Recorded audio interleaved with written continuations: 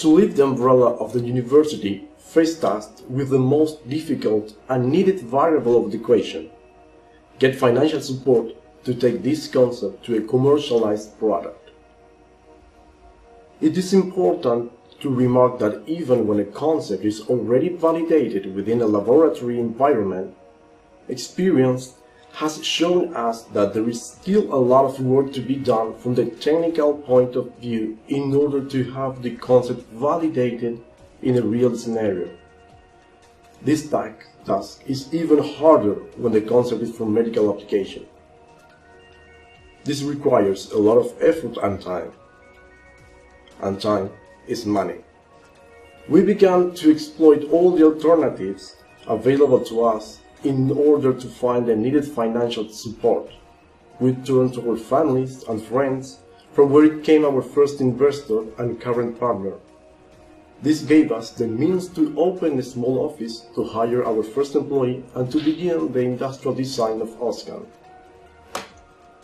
We looked for public and private funding through different programs at regional, national, and European level. This action granted us the incorporation of doctors through the Torres Quevedo program and one PhD student through the Doctores Industriales program. We were granted also with the Neotech National Program from the CDTI and an SME Instrument Phase 1 program from the European Union. In parallel, we consolidated a business plan model and made it circulate through countless fundraising and prepared our crowdfunding campaign that closed successfully at the beginning of 2017. All these efforts allowed us to raise more than 700,000 euros since 2015, supporting all the operation of AURA, consisting of 12 employees, devices deployed in 5 different centers and the clinical trials, a lot of paperwork for CE mark completion, patents, etc. For sure, this sounds really positive on the big picture, but it's a long and hard way. For instance, the rate of success when applying for grants is lower than 25%. This is due to several aspects. At the beginning, of course, the limiting factor is lack of experience. Additionally, the project has to be in line 100% with the topic of the program, highlighting all those aspects of the project and sometimes adapting them to the project in order to be focused with the program. Furthermore, only experience can provide a criterion of what it can be done with the requested money in the planned time window. It is also true that you have to be ambitious in your objectives, but they must be some feasible and real.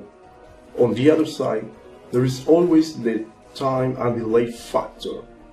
Whenever you present a proposal, you won't have the so expected positive feedback immediately. Depending on the program you are applying for, it might take from 2 to 6 months for its evaluation. Then there is always some additional documents that need to be signed to solve some unexpected event, or whatever thing that needs further explanation, or some signatures that you couldn't get on time from other partners, or simply something that just you missed, because this can also happen.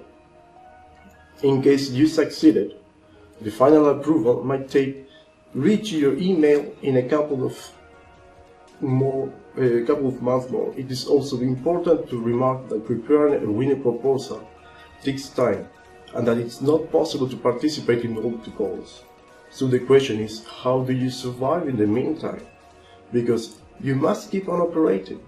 Without the development, you cannot attract further investors, and without investors, you cannot finish the development. This is really the hard part of a startup. You don't have a commercially available product. You don't have any income generated from the company, but you need a lot of effort to get your product ready for market. That is why the first investor or first financial support is essential to put into motion the startup. This first push should be strong enough to warrant it to reach the following financial income, considering always that they might arrive beyond schedule. Consequently, it is of utmost importance to keep a strategy of identifying opportunities and be continuously looking for fundings until the company's financial dynamics stabilizes.